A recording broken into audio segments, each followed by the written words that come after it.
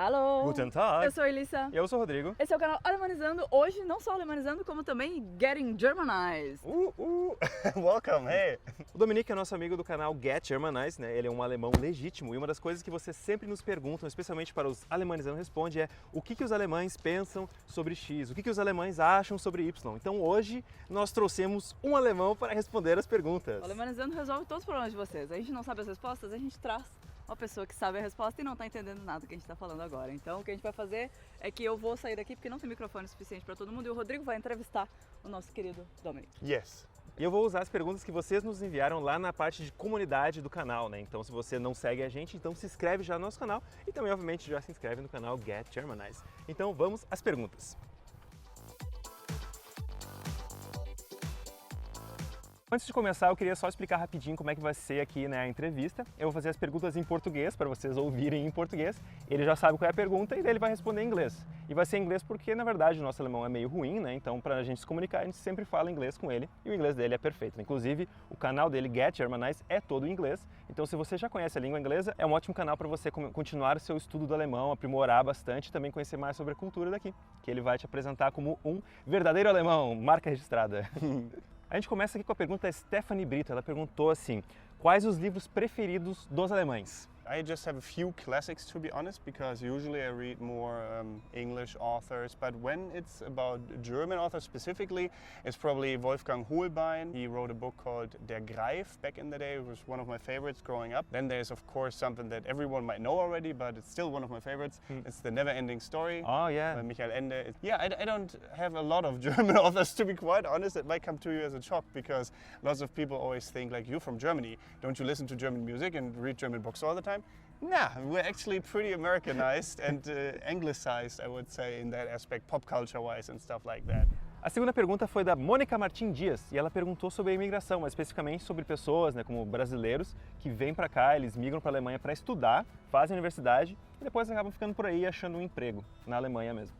I think it's amazing if you decide to come to Germany and like want to study here even and then get a job here and make a life for yourself. Not everyone can do it, obviously, right? Because you need to be brave for something like that. So again, thumbs up for that and good luck. Diversity is a good thing for a country. Lots of skill from the outside coming in is good for a country, even if public belief sometimes says differently. I mean, there's a reason why so many people from India, for example, came at some point for IT purposes and stuff like that, right? Because they just have all the knowledge.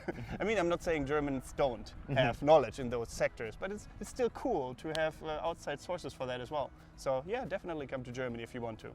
A terceira pergunta veio do Wesley e ele pergunta o que tu mudaria, uma coisa que tu mudaria na cultura alemã. Well, difficult question, but good question, of course.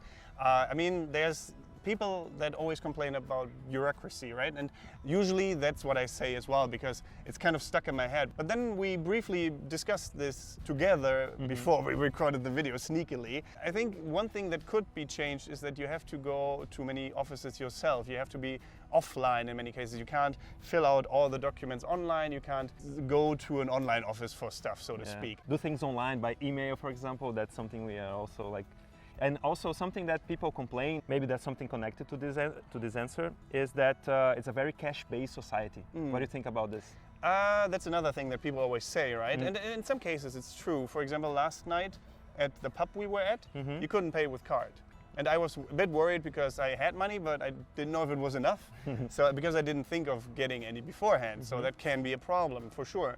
Or in some Spätis, I guess, sometimes you can only pay cash, or in some restaurants, tiny family-based. For example, I had one Thai restaurant where they didn't accept card. I was like, oh damn, do you mind me coming back in a minute? I'm not gonna run away, promise.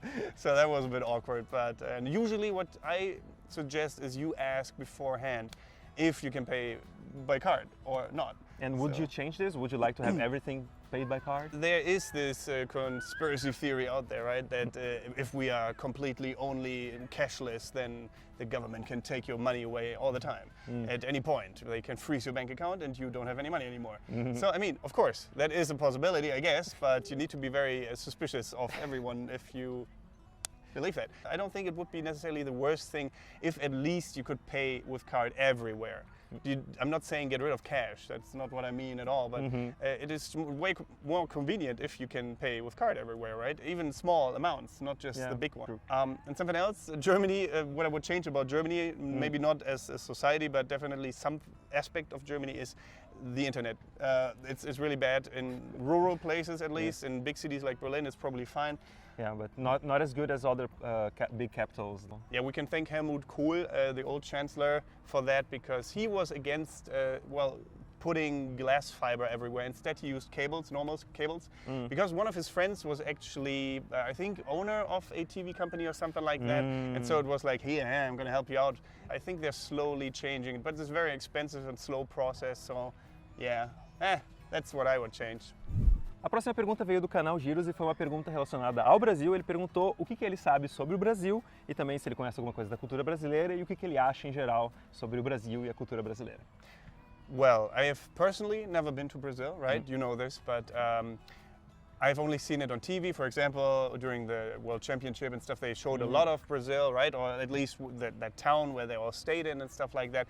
Of course, you see documentaries about nature in Brazil and stuff. And I think it's super beautiful, really stunning. And the people, I mean, the Brazilians that I've gotten to know through my friends here from Alemanizando, they were just amazing. Amazing, friendly, very welcoming, very hospitable, very generous. So I don't have anything I can say negatively so far about Brazilians or Brazil. Of course, you hear every now and then that it's quite dangerous in some parts of Brazil. It's still cool that people that live there stay this friendly, even though there might be some dangers lurking in the shadows. Need to be strong personality-wise to do that. So I like that. Nice.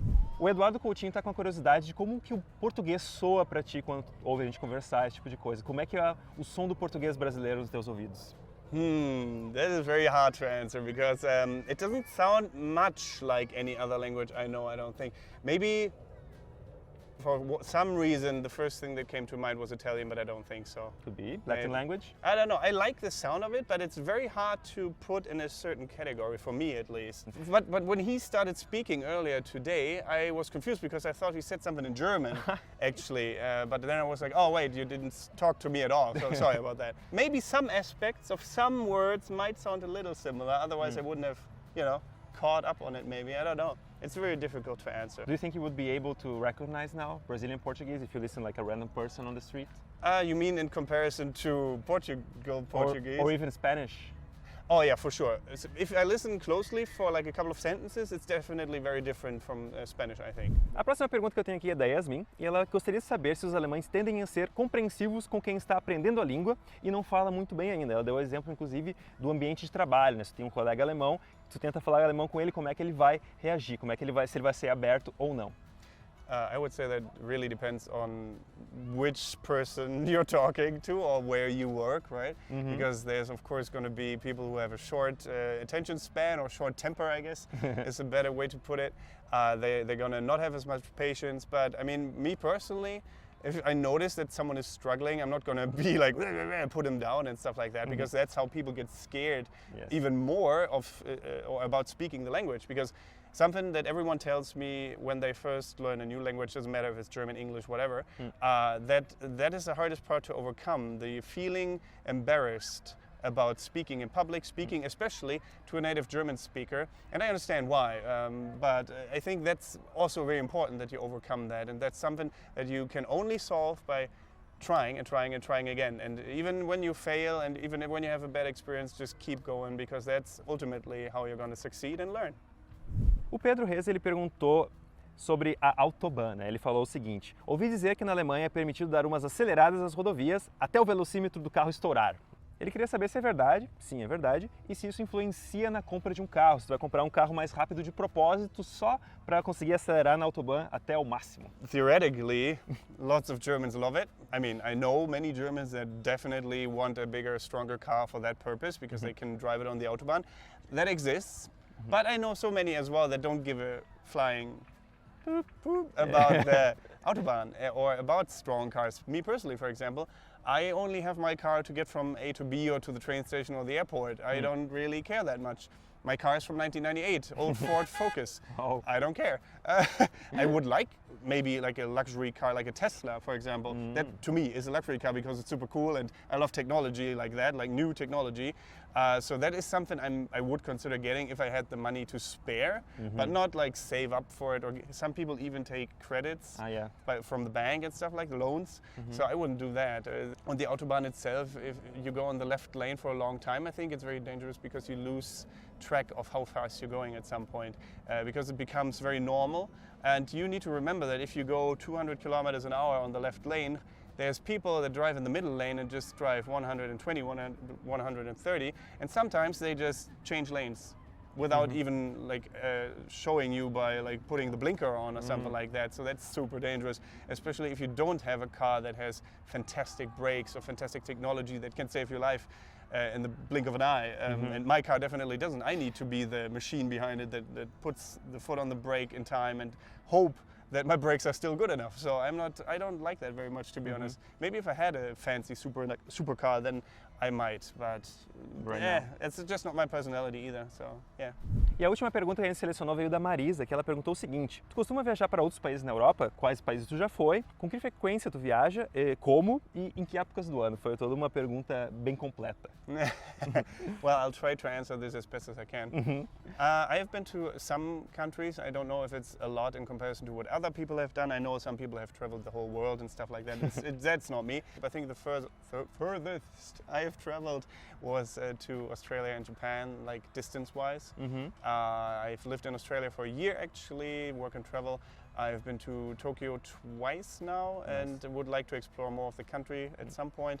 I have gone to many little countries around Europe, like Hungary, Poland, Czech Republic, Denmark, Sweden, Austria, France, Spain, the UK, Ireland and Northern Ireland, and I think that might actually be about it. And about Germany, have you traveled around Germany a lot?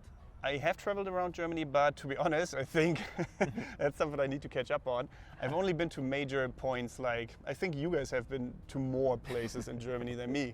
And I think that's common, like tourists just go everywhere, while for like people who live in Germany, they go to some places, but they don't go exploring all the time. And I should probably do it more because I have a channel about Germany. But I have been to Munich for the Oktoberfest a couple of times. I've been to Stuttgart for the Comic-Con. I have been to Hamburg, I've been to Berlin a couple of times. We're in Berlin right now.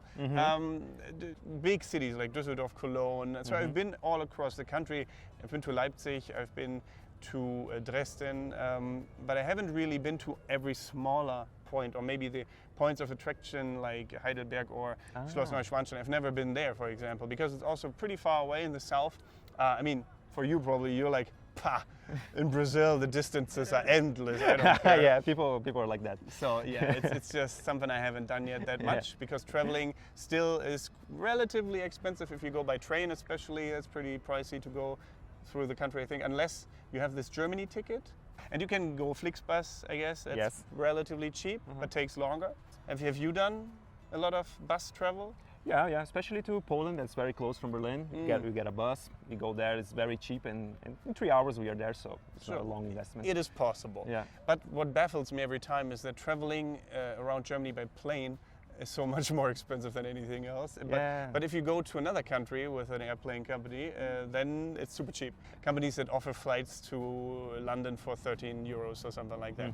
While traveling from the north to Munich by plane is like $200 or something. Yeah, I've been to quite a few, I would say, but maybe others have traveled more. I'm not sure. Voltei. Então a gente espera que vocês tenham curtido aqui as perguntas e as respostas, né? Que tenha sido esclarecedor finalmente. A gente tem aqui um alemão para responder as perguntas.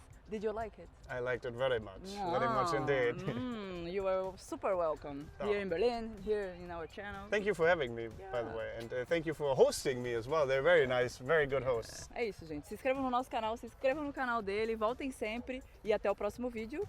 Tchau.